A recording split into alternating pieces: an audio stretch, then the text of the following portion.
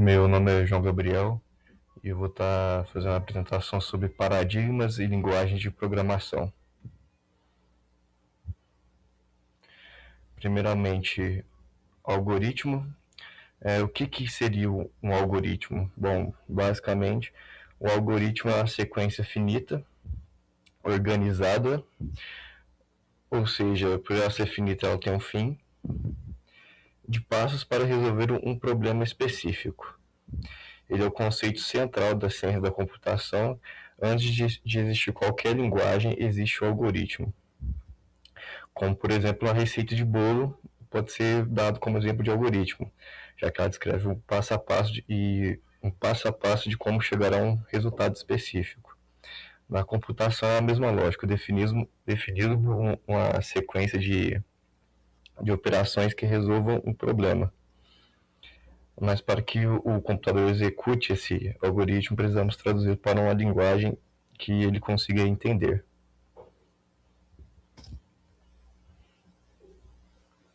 Indo para a linguagem de programação, uma linguagem de programação é uma notação formal usada para representar algoritmos. Ela funciona como um meio de comunicação entre o programador e o computador. Toda linguagem possui sintaxe, que são as regras de formação das instruções, e a semântica, que é o significado das instruções.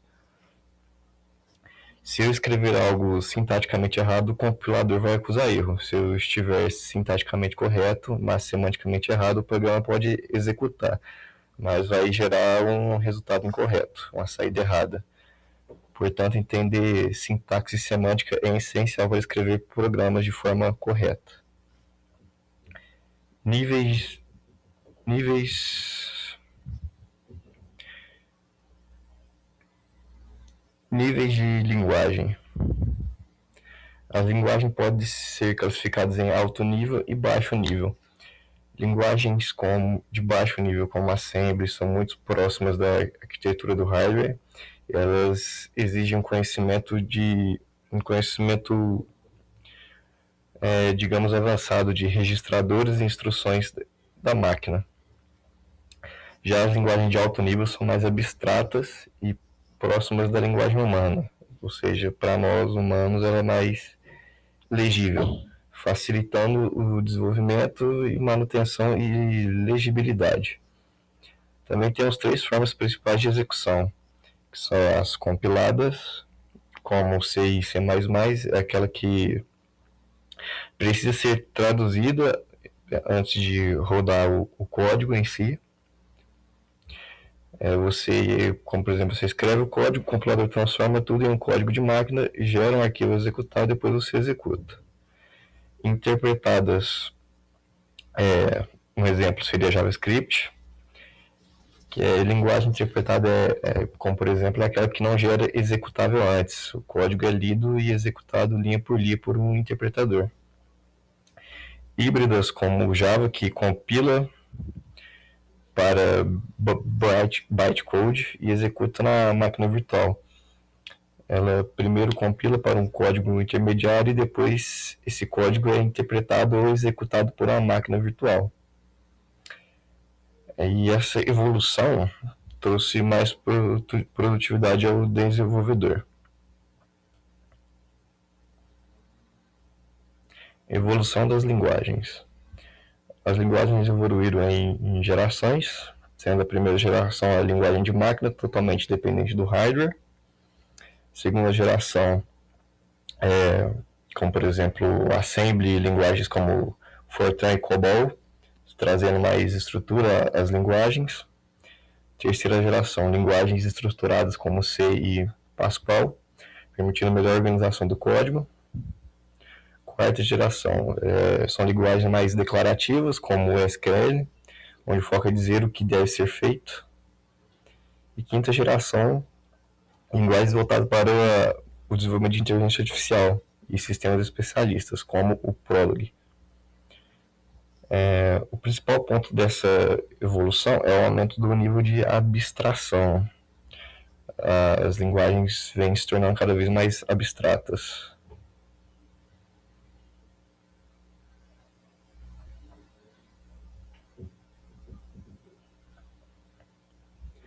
Paradigma. Antes de falar sobre paradigma imperativo, primeiro tem que explicar o que é paradigma em si. Paradigmas de programação são formas diferentes de pensar e organizar a construção de um programa. Não é sobre a linguagem em si, é sobre a maneira como você estrutura a solução do problema. No paradigma imperativo, o programa descreve passo a passo como resolver o problema. Ele trabalha com mudanças de estado do sistema. Dentro dele temos programa não estruturado, o uso de Goto, e tem uma manutenção difícil. Programação estruturada, como o uso de if, while e blocos em si. Programação procedural, organização de funções e procedimentos. E a maioria das linguagens tradicionais, como o C, seguem esse paradigma. Indo para o paradigma declarativo, no paradigma declarativo, o foco não é como resolver, mas o que deve ser resolvido. Na programação lógica, como o Prolog, definimos fatos e regras e o sistema faz interferências.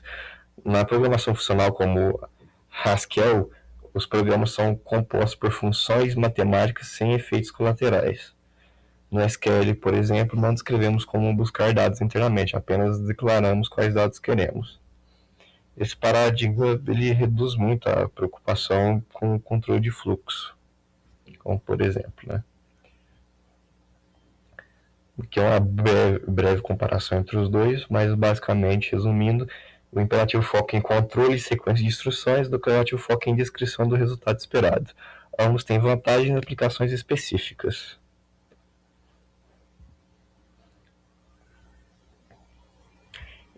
Indo para orientação a objetos, a programação orientada a objetos organiza o sistema em classes e objetos.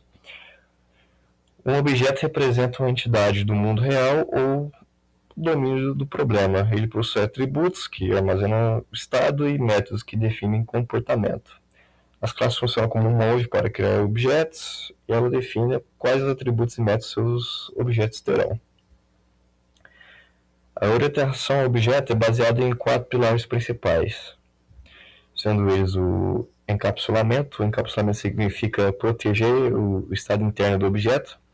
Os atributos geralmente não devem ser acessados diretamente, o acesso é feito por meio de métodos públicos.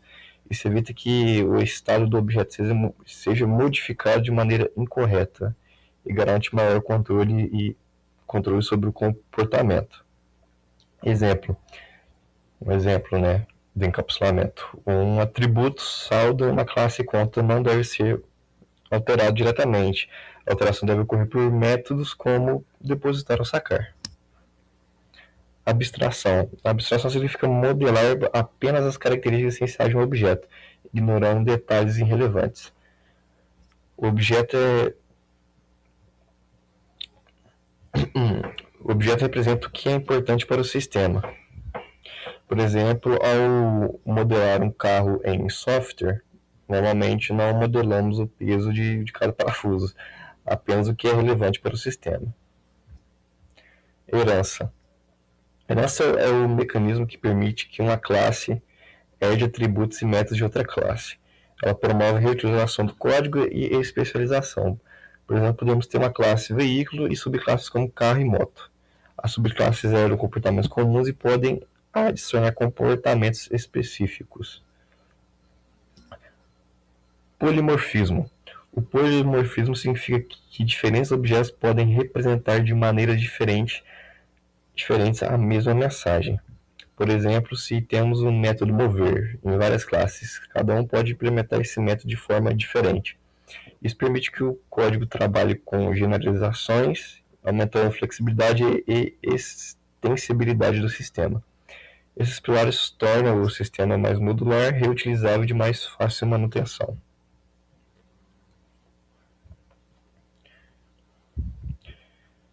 Problemas na orientação a objetos. Apesar das vantagens, alguns requisitos se espalham por várias partes do sistema. São chamados de interesses transversais, como login, autenticação e controle de transações. Isso gera código espalhado e entrelaçado.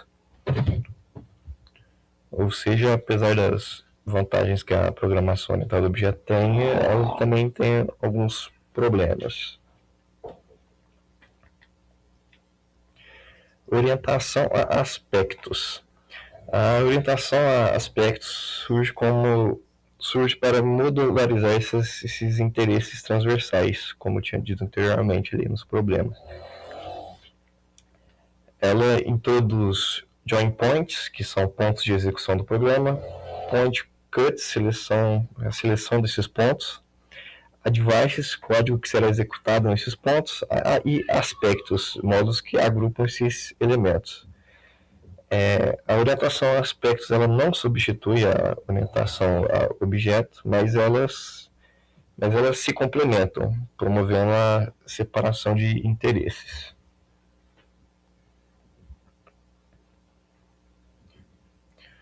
Bom, com isso nós concluímos que a evolução das linguagens mostra um aumento progressivo da abstração, como eu havia dito anteriormente. Os paradigmas mudam a forma como pensamos soluções, a orientação a objetos organiza o domínio do problema, e a orientação a aspectos melhora a modularização de requisitos transversais. Cada paradigma contribui para o desenvolvimento de sistemas mais organizados e sustentáveis.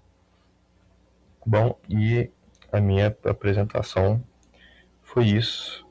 Obrigado.